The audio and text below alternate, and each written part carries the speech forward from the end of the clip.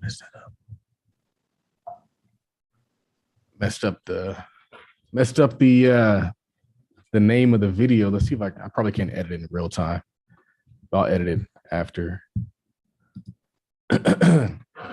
Anyway, this is the Millionaire Talk Show. My name is Charles Oglesby, also known as Todd Millionaire. Thank you guys all for tuning in. The purpose of this podcast is to share the stories of successful business owners and investors. We want people to hear the stories of successful stories because they do exist, and we want people to learn that business and investing are the true keys to financial success and generational wealth. With us today, we have Miss Tanesha Reed, also known as the Mogul Maker.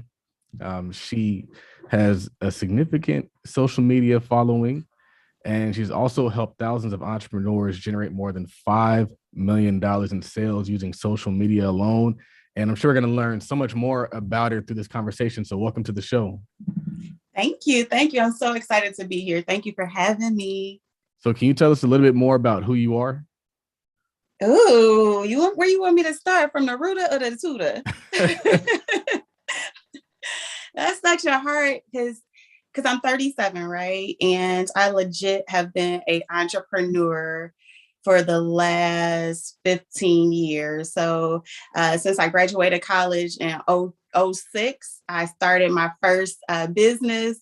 It was actually a clothing store and a hair salon. And then after that, it's like, I've been a serial entrepreneur. So one thing I think is important for me to say early on is that I'm an introvert. Why is that important for me to say early on? Because I think that there are other people who are going to look at this or who are going to hear this and are going to be able to see themselves within me in my story. So I'm an introvert, but I've done so many businesses since I started that clothing store and that hair salon. I've started mentorship companies where I was mentoring high school students. I started a transportation company where I was picking up kids and taking them to and from school. I do real estate. I took your stock course maybe 2 years ago. Mm-hmm. My first year after taking your stock course, I probably made a good $60K that year. Wow. And I started investing maybe late August. So I didn't even have a full year. So that's a testimony to you, right? Like that's stock course. So from that stock course, I'll just say that too. I affiliate Todd stock course and I get paid on the back end from that too. So somebody needs to hear that. Just because you are an introvert doesn't like tame your hunger or your desire for entrepreneurship or for success. So current day today, all of those things kind of led me to my purpose. And my purpose is me being a business coach. What I found is that my success comes from me starting businesses. And what better way to start businesses than to help other people bring their business to life? I'm a firm believer that you can't coach and play the game at the same time. So I need a coach. You need a coach. Our coach needs a coach. We all need someone to help point us in the right direction. And that is truly my God-given purpose. Yeah. Business coaching, what exactly is that? Because we see the term thrown around and we might have some ideas of what it is, but what does it really mean to be a business coach? I want to say this, and I hope someone receives this. If you're looking for a business coach ain't going to just sit you in front of a computer and tell you to watch a course, right? Like a business coach, that's offering coaching services. That's a service, that's a component. But a coach is someone who actually points you in the right direction. They bring your unique vision, your unique mission to life, right? And I think somebody also is asking, what is mentorship? Mentorship is someone has seen that, been there, done that, and they just want to help you not to make the same mistakes, right? But the coach is going to give you that framework. They're going to give you that game plan. They're going to give you the things that I did wrong so you don't do those same things. Yeah. I know there's a stat that says like most businesses fail. Would you say that most businesses with a coach have more chance of succeeding though? Oh, yes. Before I got a coach, I wasn't operating in my purpose. And that's why I was stopping and starting so much. Oh, I received that from me. Without a coach, I was aiming or wandering aimlessly, and that's not even to tell someone to go get you or I as their coach. This is just to receive that once again, you can't coach and play the game. So you're yearning to find your purpose in your business. You're yearning how to make sense of social media, and a coach helps to fill that void, right? So before, when I was just focused on starting business after business, that coach helped me to see my greater purpose. I turned that greater purpose into content. You don't teach just stocks, you teach wealth building. Come on, somebody, like what's that bigger purpose that your coach can help draw out of you? Yeah. Interesting. So day-to-day coaching, are you on conference calls? Are you helping them push the vision, or what does it look like? Yeah. Oh, yeah. So every day, my calendar is open to work one-on-one. So I take on one-on-one students. And what that looks like is laying a unique foundation for that particular business, right? One thing that I've learned is that when I was growing up in the entrepreneur streets, there weren't coaches, right? It was me and YouTube. You probably learned your craft from YouTube, right? And now, like, this is your God-given purpose. God said you went through the streets of learning, that he wants you to be able to point people in the right direction. So for me, on a daily basis, I take those things that I learned and I help them individually. We all can talk in general terms, right? But how can you take this thing and apply it to your business? And I want to just use the example of systems, right? So I was able to grow really quickly because of systems that I was able to implement in my business. But those systems may be unique to me, and they may be unique to the person that I am going to coach. How can you get there faster by having someone actually guide you on these calls as opposed to you just watching a video? Yeah. Yeah. So before I ask you more questions about coaching, I'm curious, Will Smith slap, what was your take on it? Ooh, I have a take. I have a take, really. I mind my business and drink my tea. I did post a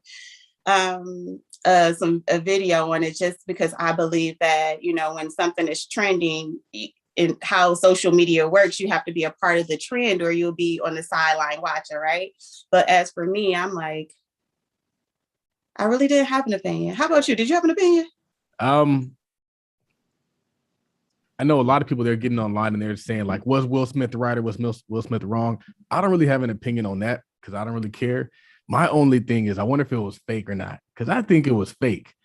And so, like me, I'm always looking at like the play behind stuff. Like once you really start doing business and you're constantly thinking of ideas to make things relevant, to make something kind of be marketable or as advertisement or give you press, you start saying, like, I wonder if that was kind of fake. And I mean, the dynamics behind it all, some people can make an argument for being real. Some people make an argument for being fake, but I'm kind of leaning on the fake side. I'm with you. If I had to sit back and say at the end of the day, okay, you got to feel some type of way, I think that's why I don't care. Or Right. that's why I'm not assigning emotion to it, because I do feel like it's staged. The hood in me ain't just, I don't care. Like, but at the same time, the growth in me, the growth in you won't position yourself to get up on that stage. So I can't see that. Like, I think I'm with you. Yeah. Yeah. Where are you from originally? From the D. I'm still here. Yeah. From You're Detroit. still in Detroit. Uh-huh. I go back and forth to Detroit a lot. And I think I saw that. What's your take on the growth in Detroit that you're seeing now? Pull up on me. Look, pull up on me. It's crazy, the growth, to see the growth that is happening is so inspiring.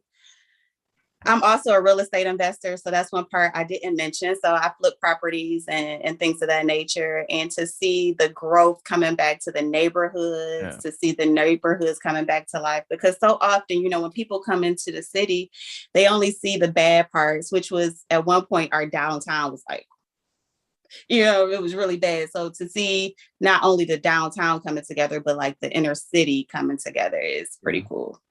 That's cool. What keeps you in Detroit?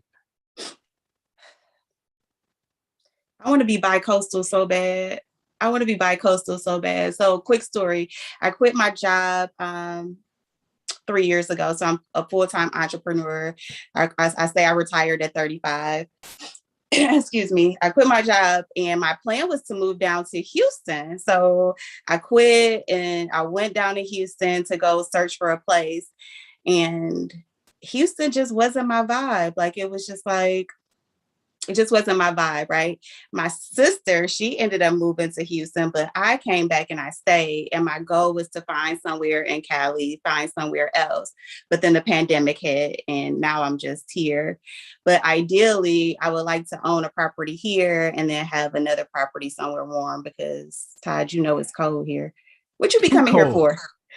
I'm a real estate investor also. We have some rental properties out there. I'm working on a flip right now in the North End. I'm about to acquire another flip in the North End. Have a house in River Rouge. So yeah, the deals just the numbers made sense. A lot of people ask, like, why would you invest in Detroit? Because the numbers make sense. And because the potential growth and all the focus that's on Detroit. I don't know too many other cities that have that much focus on it becoming revitalized to where Amazon's coming back. They're bringing all those tech companies back. They're pouring a bunch of billion-dollar funds into the city, which is now spreading out into the other neighborhoods. I think it was a play. And pre-pandemic, it really was a play. Like, I couldn't get any deals from wholesalers. Pandemic kind of settled things down a little bit, but I think it's going to ramp back up soon. It already is. Just real quick, since this is kind of on topic. So in 2006, I also got my real estate license. So I became a licensed realtor. I still have my real estate license. And I began to buy rental properties back in 2006, 2007. One of the first, or the couple of the first properties I brought was $5,000, and people couldn't fathom that I was going out purchasing properties for $5,000, putting maybe $10,000 worth of work in them, and then putting somebody in it to live, right? So that's just a testimony of like the market in Detroit. Of course, you can't get a $5,000 property now, but you can still get some properties here that has really, really good margins if you know how to flip properties, or even if you know how to wholesale properties. That's another good play for people in Detroit. That's the real play, wholesaling. That's what I'm trying to get into. So, because I want to source the deals myself. You can become way more creative when you are talking direct to the seller as opposed to you're talking to a wholesaler or a realtor and they only want money. Whereas you can kind of negotiate terms when you're talking to a seller. So that's actually my plan, putting that together right now. You do so much. You're in real estate. You are a business coach. You're investing in the stock market. How do you manage it all? Oh, we were just talking about this on live. So you guys who don't follow me, or if you can follow me, my Instagram is mogul_maker. We were just talking about that on live last night, like how to balance it all, right? And I think it takes automation. I want to say that somebody needs to receive that, because not everybody can start out with a large budget. So for those people who are just starting out, even with your course, I had to find a way to automate the things that I was doing when I was investing in the market. I had to understand when I was going to be able to get out if I was going to do options. So I had to understand the time that I was playing with, right? How much time in the day am I actually working with? A lot of people, I want to say I'm a lot of people. Hi, my name is Tanesha. I'm a lot of people in this case. And a lot of people, we envision that we have more time than we really do. So when I first started entrepreneurship, I wasn't balancing it all because I was overestimating. I was trying to eat the whole elephant at one time, right? It was T trying to do it all. Automation allows for you to understand what things you can get off of your plate. Sending emails, I can get those off of my plate. When you talk about wholesaling, which is primarily how I invest in the market, I use realtors to wholesale, right? So I don't do a bunch of cold calling. I'm not skip tracing. I'm having someone else do the work for me. They're getting paid by the seller, and I'm getting paid from this whole transaction from being the source. So either it's a system, an automation, or a member on a team. When you're starting out, put some type of automation behind that thing. Find somebody to do the hard work that you don't like to do, that somebody else can pay them to do. Yeah. I like the last part, member on a team, because a lot of times we think that automation means you completely remove people from the process. And that's not always the case. Sometimes you just need a system which can consist of a person who has a designated task. And so we're all like, oh, no people, automation. And we're losing the sight that sometimes a VA or somebody that you get in for the low can function as that role. Can I give that as an example of how I see that on social media, right? Yep. I'm big on automation, like definitely I'm big on automation, but I'm not big on automation in the direct message. Like I understand there's money behind it, right? I understand that my whole strategy, my whole coaching strategy that I apply to my business is built off of building relations in the direct message. So with that being said, when I get an automated reply, it's like, well, did they see me? Is they gonna see me? I would rather for you to just say, hey girl, hey, once you really get the message. Mm-hmm. And sometimes that's where your assistant, your VA can actually reply to what the person is saying in real tone rather than an automated tone. Yeah. One of the things I struggle with is when I put somebody in charge of my email or I put somebody in charge of my DM is them sounding like me. But then I was thinking, is that even necessary? Like people shouldn't come to Todd Capital and think it's just Charles Capital. Like, no, they should come to Todd Capital as if it's a brand and that brand has a bunch of other things firing off. And that brand consists of a lot of different people. That's not just me. So you're going to talk to somebody in the email that doesn't sound like Charles, but still functions as a piece of Charles's team with Charles's vision. Mm-hmm. Because that touched my spirit, because I remember when I was just starting this thing out 4 years ago, and I was just randomly taking discovery calls, and people would get on the phone with me and say, oh my God, I can't believe I'm talking to you. And that's the feeling you kind of want your team to have. Like, are you branding to where people will expect that since you're doing this thing so well, that it got to be other people that's doing it with you as well. So I received that for you. Yeah. So where did the name Mogul Maker come from? Ooh. I had that name for some time now. I think I put this name into place maybe 7-8 years ago, right? And that was when Rev Run was doing his show, right? And that was big when moguls was popular. His wife, what was his wife's name? Jesus. I don't know. You put me on the spot. I can't remember she real pretty. I can't remember her name. We know who you're talking about. But that was the energy, the vibe I was going off of. It wasn't a word that people recognized, and I think that the uniqueness has some play to it. And once again, I know that God is going to use me to touch the hem of other people's garments. So my goal isn't necessarily for me to be the mogul. My goal is definitely to help other people to get to surpass me, to make millions. I want to touch the hem of your garment. Yeah, that's really the play. Like, my course took off because other people made money, not because I made money. And I've been looking for different ways to position that. And talking to you, I'm learning maybe some ways I can do that. But that's really the opportunity. That's how you make big money, is by other people making big money. So it's like this big cycle of really cool things that happen. Can I just speak to that just one quick second? I'm big on monetizing your knowledge, right? And when you monetize your knowledge, it's not about how long it took you to get that knowledge. Yeah, if me saying that I've been in the game 15 years, add some razzle dazzle, it makes it a little bit spicier, but that doesn't take away from the value or the transformation that I'm going to help you to get.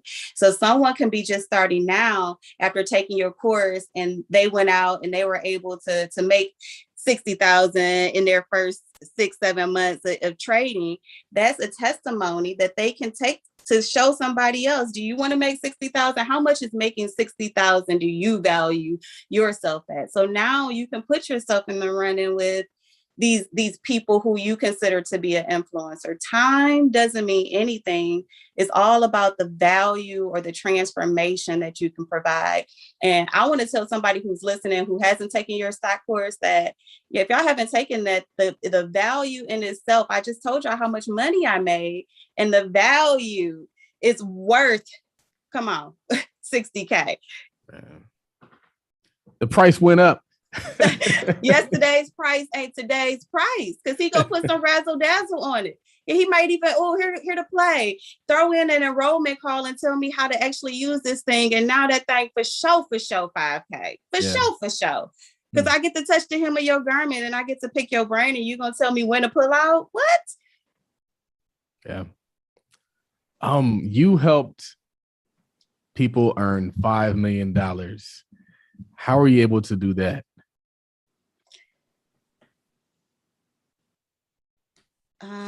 I think my unique God-given ability is seeing what others may not see in themselves. So a lot of times someone may come to me and they may say that they want help growing their t-shirt company, not realizing that they were meant to be on a stage somewhere. They were meant to be some sort of international speaker. They were meant to be a podcaster. They had a greater calling.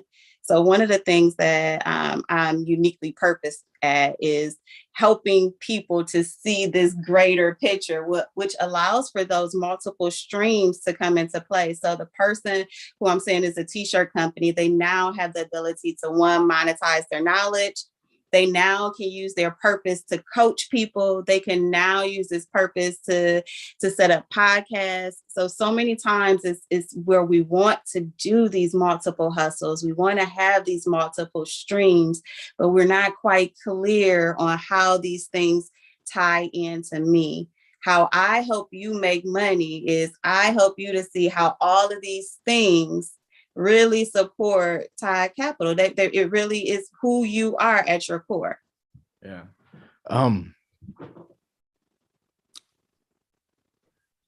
Where was I going to go with that? I was going to ask you. Oh, Cherie's in here. Let's see. Retirement at 35. I didn't want to get to this point just yet, but retirement at 35. What did you do to work up to that? Ooh, hard. No, I'm joking. Wait 1 second. What did I do? So I think a part of my story that I left out was that when I initially attempted full-time entrepreneurship 12, 13 years ago, maybe 14 years ago. And that's around the time when I got my real estate license and everything. So I attempted full-time entrepreneurship then, but I landed flat on my face and I ended up going back to work. So I went to work. When I quit, I was making $80,000 at 24. 80,000, and that in Detroit, that's good. At 24, that's good, right? Like that's like, you can't tell me nothing, which is why I quit, because you can't tell me nothing, right? Mm-hmm. Like, let's call a spade a spade. Somebody who watching this gonna say, yep, that was me at 24.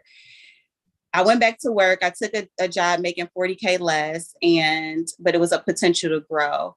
That job, I still had some desires to be an entrepreneur while I was there, but they were kind of tamed because within that job, they were promoting me really quickly. So I got promoted 13 times in 8 years. So they were dangling that corporate carrot like in my face. I was like the fastest growing woman in Michigan for sales and retails. It was just crazy, right? But I knew I wanted more. How did I retire at 35? I was crying in my car every day because even though all those great things were happening to me, I still hated my job. I still felt like I was working for somebody else and I wasn't getting to see my daughter. I felt like I was missing out on life. By this time, I had worked my way back up to being over 6 figures, and I still just really wanted more, right? I knew that it was something more than me going to work at 6:30 and not getting home until 7:30 at night. Like it had to be. So I decided to put an exit strategy into place. That's what, if I could tell somebody who's looking to retire or looking to quit their 9-to-5, put an exit strategy in place. I did that different than the first time around. Mm-hmm. I was able to save $60,000 in 6 months. Save, not make, save $60,000. Because I had a strategy. That strategy involved real estate. So that's when I was wholesaling some properties. It involved me managing social media accounts. I was managing like maybe 100 accounts at one time, all while still working full time because I had a strategy. Wow. So it all led me to save this $60K in 6 months. I gave myself a year, but when the rubber hits the road and you get that momentum going, Todd, like it just starts to come. And then that's when I just like, you know what, I can't take this anymore. And I just left. Yeah. Do you think that the great things that you had going for you also fueled the feeling that you couldn't take it anymore? Because you already had that cushion, so you didn't really need it. But that was the scary part too, though. Like, because I have a 7-year-old daughter. She's 7 now, but she was new at the time. We know that entrepreneurship, as much as we see that we are doing it, it's can we really do it? Yeah. I received that for me. It's not so much because I'm doing it right. And I think that that's for success at somebody's level currently. You're doing it at this current level, but you know that if you do one more thing, if you pivot one more thing, then it's going to take you right to that next level, right? So during that process, one would think I was thinking that way, but I was really afraid of maximizing my own potential. And I think that kind of was like playing with me too at some points as well. So for somebody looking to retire, what are the steps you would tell them to put in place?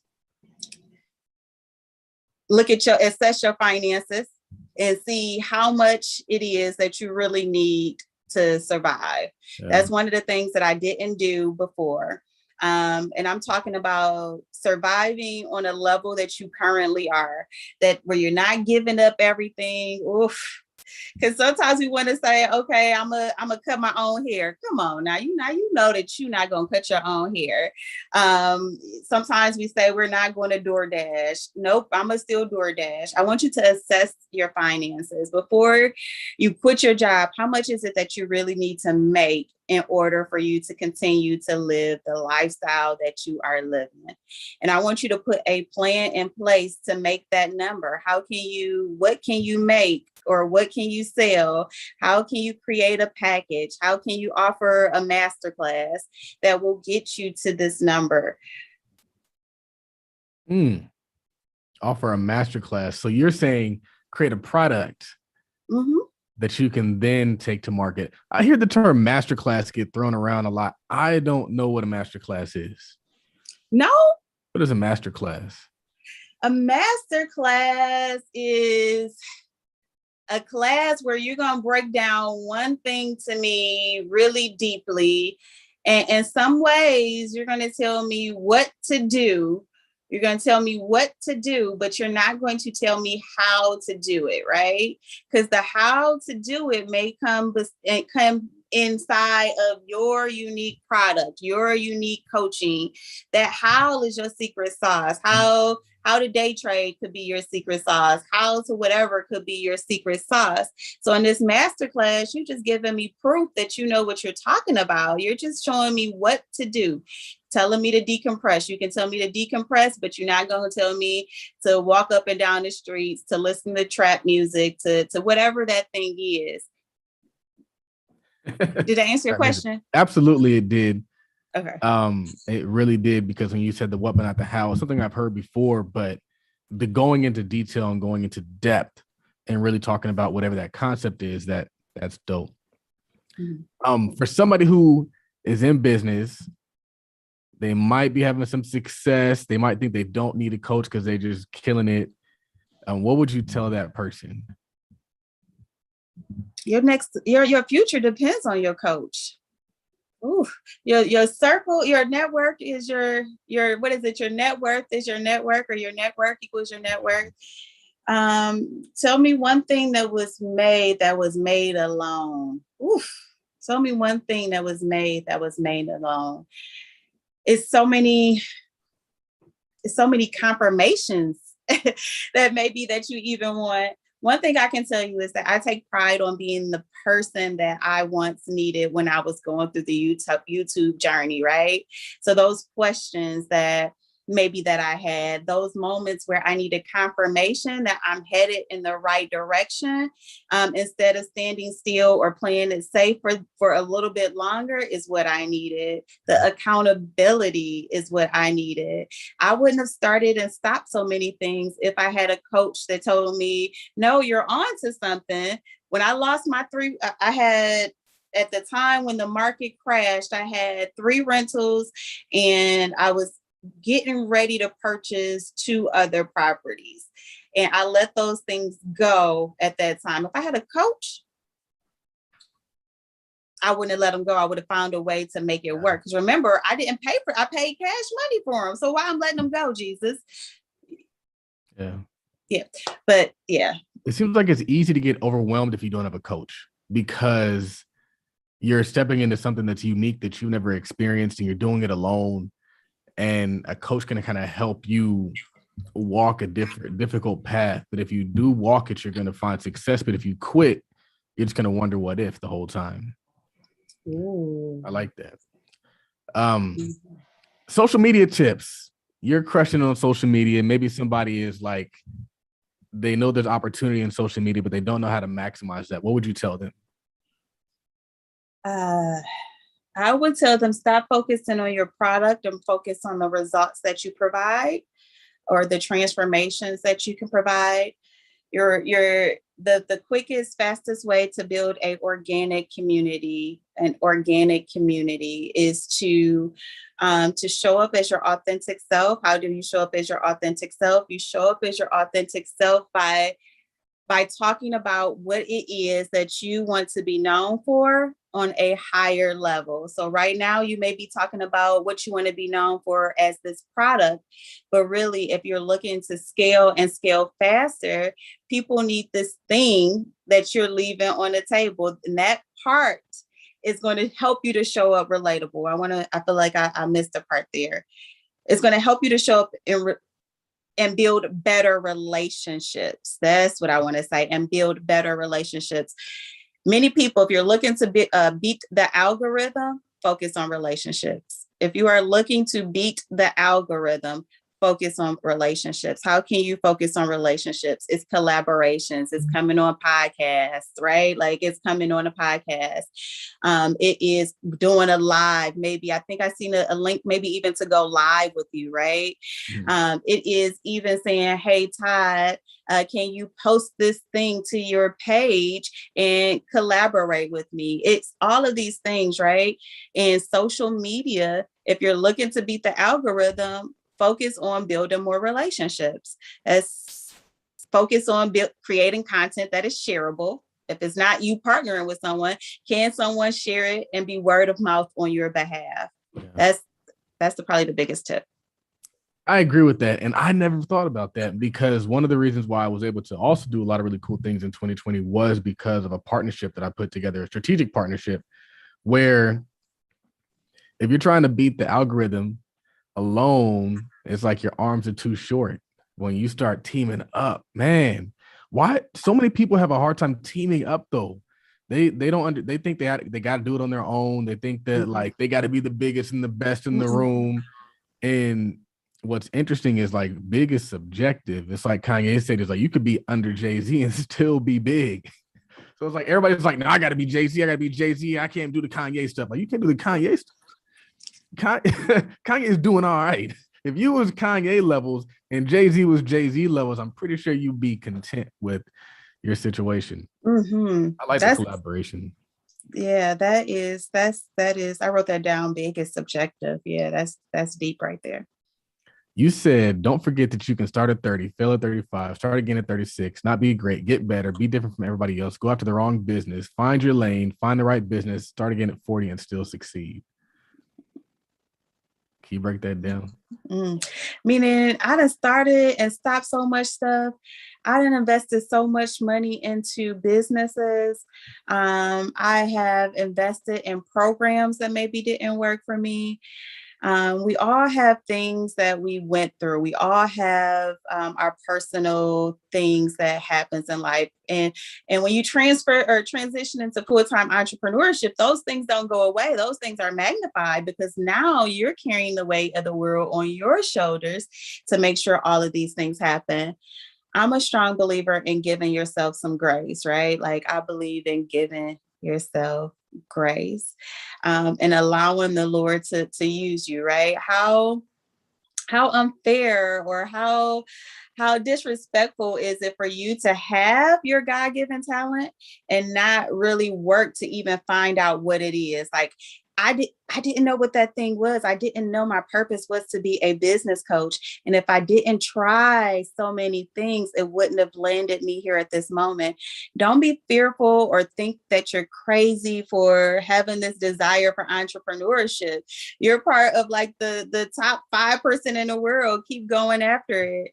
And in there, I also received that doing it and over and the failing part is meaning you got to be okay with looking crazy. Like you got to be okay with looking crazy. Yeah, I'm doing another business. Yes, I am doing another. Yes, I'm taking another course. Yes, I am finding another way to invest in myself. And I'm not going to stop until I find out what it is. The goal is never going to change. My goal is to operate in my God-given purpose. And maybe this is my purpose at this level. And maybe God got something a little bit greater in store for me at the next level, but I got to keep moving and making more mistakes to figure that thing out. Yeah. Yeah. This is the question that I meant to ask you is what pushed you towards entrepreneurship? Because you seem dedicated to make a business work. It wasn't like, this is my passion. This is like, I think there's a difference. There's a difference between somebody who's like, I make cookies and this is what I'm going to do. And there's somebody who's like, I do business. And so I'm going to find a business that works. And you seem like the latter. Why?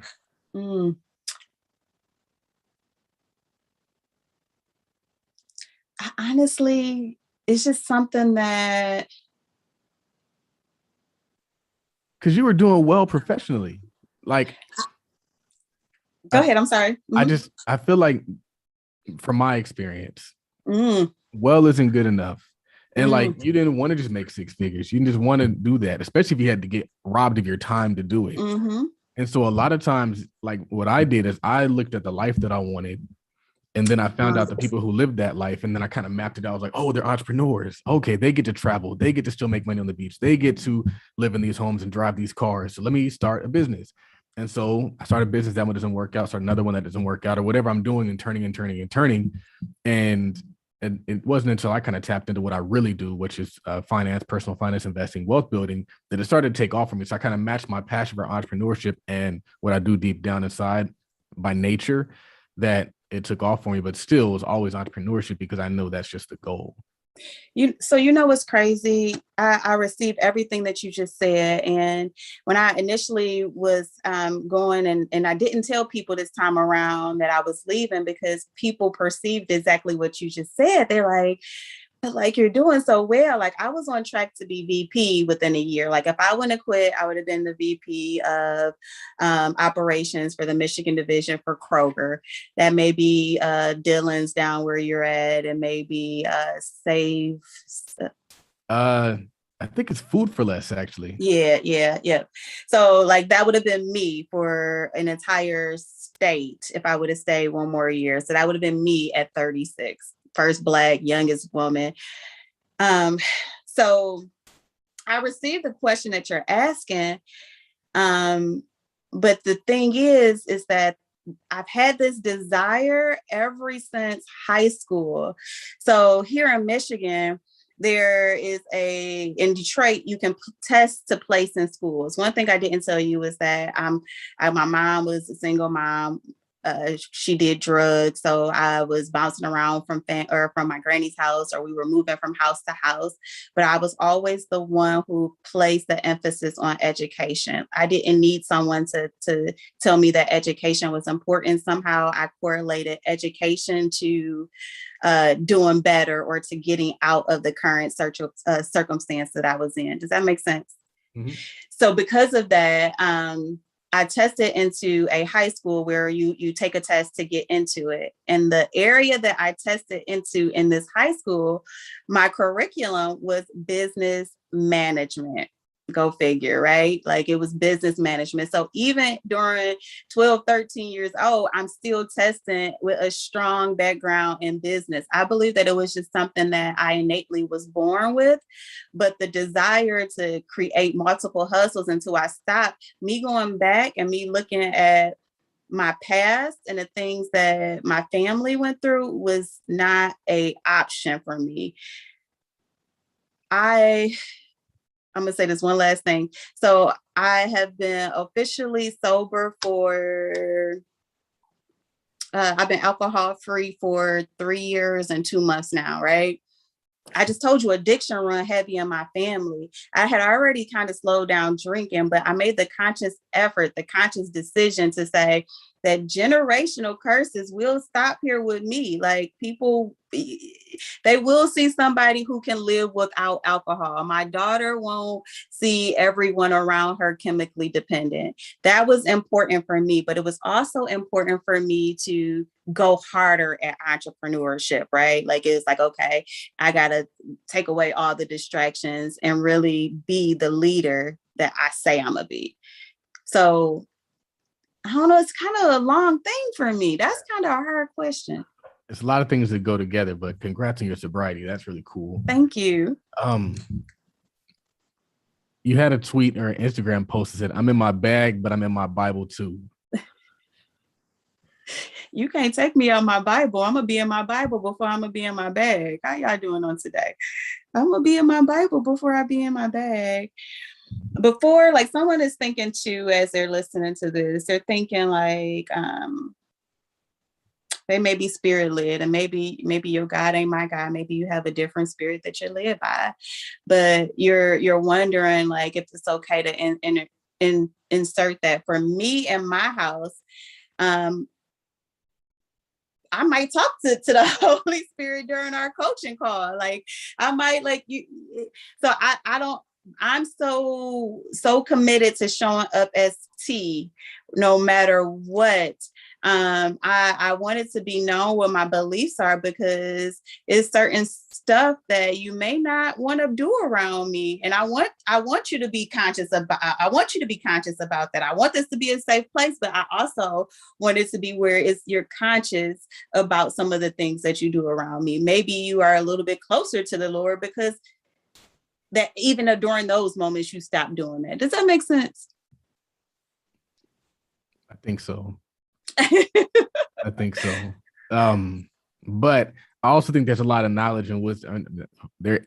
I know there's a lot of knowledge and wisdom in the Bible that can be applied to business and can just be applied to life. And it's so crazy. Like for me, I tell people a lot of times, it's like, there's like lessons and there's principles in the Bible that don't make sense to you because they'll say, oh, like, don't get drunk, or, oh, don't fornicate, or, oh, don't do this. And you're thinking that it's like keeping you from something. When really there's like so many things that come that are negative when you do those things that the world is deemed okay, but are actually not okay. And you don't realize that they're not okay until you experience the consequences of those things. And you're like, dang, that's why you're not supposed to fornicate. That's why you're not supposed to do these things. It's really interesting stuff. So I'll be in my Bible too. The last question before I get to the wrap-up question is, you had a post that said, I don't know who needs to hear this, but stop running your business like it may not be around tomorrow.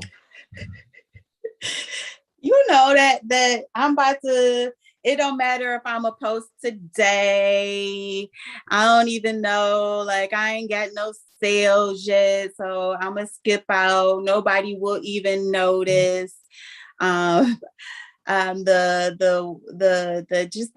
inconsistencies are derived because you don't truly see this thing as largely as maybe people who are watching this.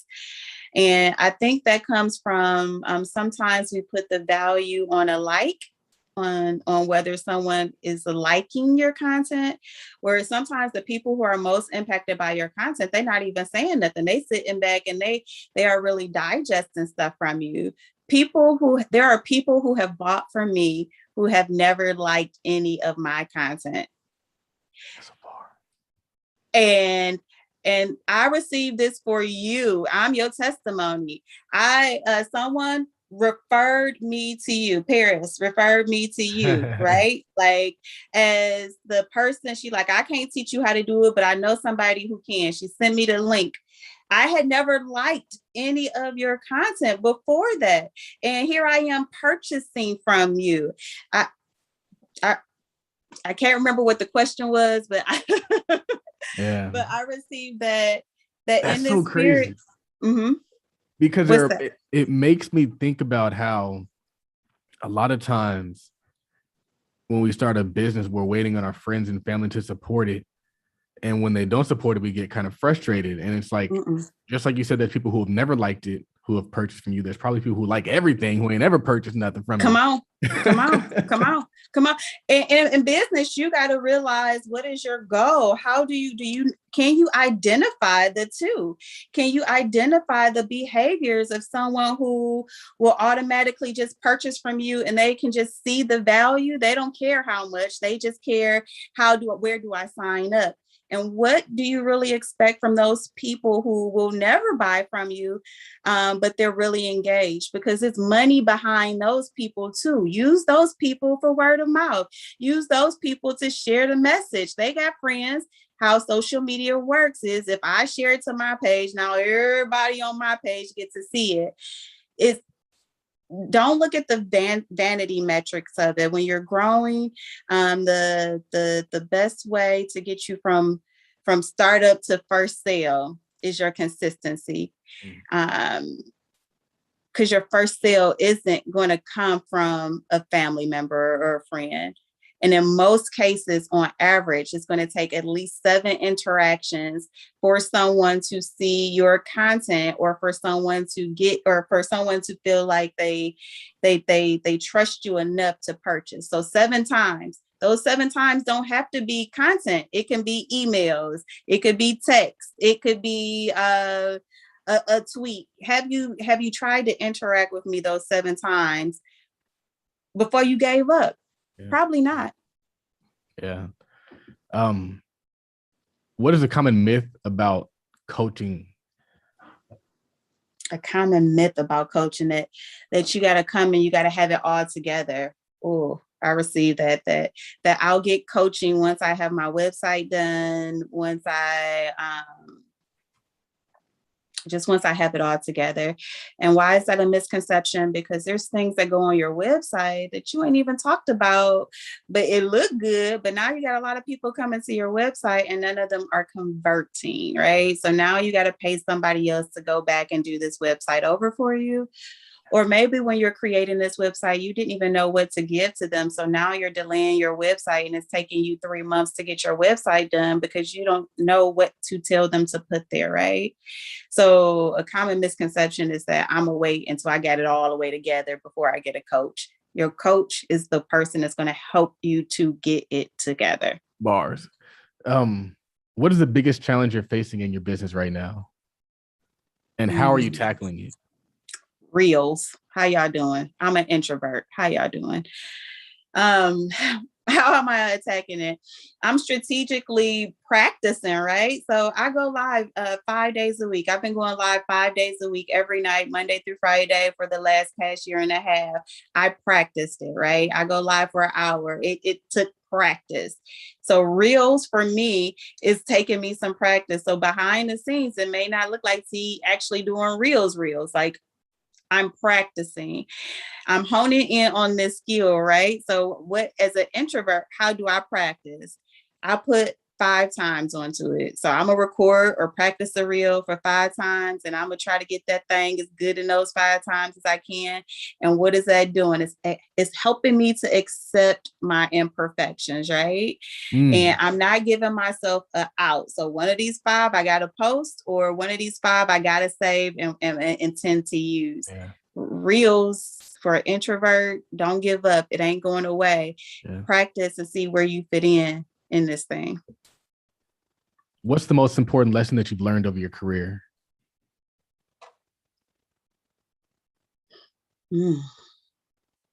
All money ain't good money. All money and good money. How it started is how it's finished. Oh, both of them going hand in hand. So sometimes you can be desperate for a sale, right? So you marking your prices down, you giving it away. You didn't gave it away so much that you ain't even make your money back for it. And then vice versa. Someone is coming to you and they're asking for a discount. They're already putting guidelines to how they're going to work with you. They're doing all of these things, and you know that they're going to be a headache. And if they're starting this way, you better believe that if and enduring is going to be the same way, and it's going to end in a disaster. So because you're only going to get fed up. So how it started is how it finished, and all money ain't good money. I ain't got time to be arguing with nobody. What's your favorite business or investing book? Let's see. The 4-Hour Work Week has been my favorite business or investing book, but my favorite book this year has been The Circle Maker. It's a book on how to have a stronger prayer life. And I think as an entrepreneur and as part of being a good person, those are two of the things that I consider myself to be. That book has really helped me to hone in on those skills. Who is somebody that you look up to and why? Somebody I look up to and why? That's a good one.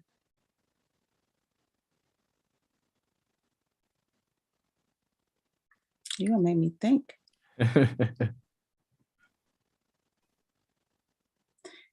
Maybe Oprah. And I don't want to even use her because I feel like that's so cliche. You know what I mean? Like, I feel like that's just so cliche. Like, I haven't heard that in a long time though. Oprah's kind of more low key these days. But she's so consistent. Yeah. Like, I ain't gotta be the legend. I ain't gotta be the person that the number one person. I want to be in the numbers. I want to be known for my consistency and for actually moving in my purpose. And I think Oprah, she's like a sentiment to that. You can't deny that she's consistent. You can't deny that she's consistently her. And I think she's been that way from the beginning. Nice. Last question before I ask you where they can find you is, what does wealth mean to you? Oh, freedom to live life on your own terms. So wealth doesn't have to be $1 million. Wealth doesn't have to be $100,000. It could be the freedom to live life on your terms. And sometimes for some people, that freedom can be associated with mindset. It could be associated with money. It could be associated with health. I used to think $1 million was a lot until I started hanging around with people who were millionaires, like who really, really making money. Like, you know what I mean? Like, then now it's like, $1 million ain't a lot. So I don't perceive money as being wealthy, right? Like, because some of the things that I perceive as wealth, I can have without being a millionaire. And that is just important as me. I'm very like, I don't have to have the limelight. Don't give me the limelight, Jesus. Give me the happiness that can be associated with the limelight. Awesome. Great conversation. Great energy. Whenever I have women on the show, it's always good energy. Wow. Where can they find you? Where can they follow you? And where can they support what you have going on? Yes. So if you guys are looking to follow me, you can follow me on Instagram, mogul, MOGUL _maker, MAKER, mogul_maker. And you can just slide into my DM, slide into my DM and say, I want to give them a keyword to use. Can I use your name? Can I just tell them use Todd? Sure. Yeah, that's fine. Okay. Slide into my DM and use the word Todd. Don't worry. I'm gonna make the conversation really easy for us. I'll take it from there. I do have a coaching program where I offer one-to-one coaching. And then I also have content creation sessions where I can help guide you through content, as well as some other things that I am currently working on. So you never know how I may be able to help you. So just go ahead. If you love my energy, if you think that I may be your coach, go ahead and slide into my DM with the word Todd. Awesome. Thank you for coming on. We got to get that Instagram live scheduled, and also Yes. need a headshot for you so I can make it the thumbnail on the YouTube. That'll be cool. But you guys, make sure you guys follow her. Make sure you guys tap in with what she has. I was scrolling her Instagram and I saw some really cool things that I wanted to pick out, and I got a chance to pick those things out. And I'm making sure that I'm following her. And yeah, just a really cool person, really good conversation, and a lot of good energy. So for you guys, make sure you guys click the link in her bio. Also, make sure that you guys support what we have going on. All those links will be in the show notes on YouTube as well as on the podcast. This episode will be live in about a week, but it is live on YouTube right now. So share it with your friends. Make sure you like and subscribe. Make sure you click that notification bell because we're always going live and it's always sporadic. So it's never at a certain day, at a certain time. It's just whenever the call gets booked. So you want to be notified, hit that notification bell. And with that, another episode of the Millionaire Talk Show. My name is Charles Oglesby, also known as Todd Millionaire, and we're signing out.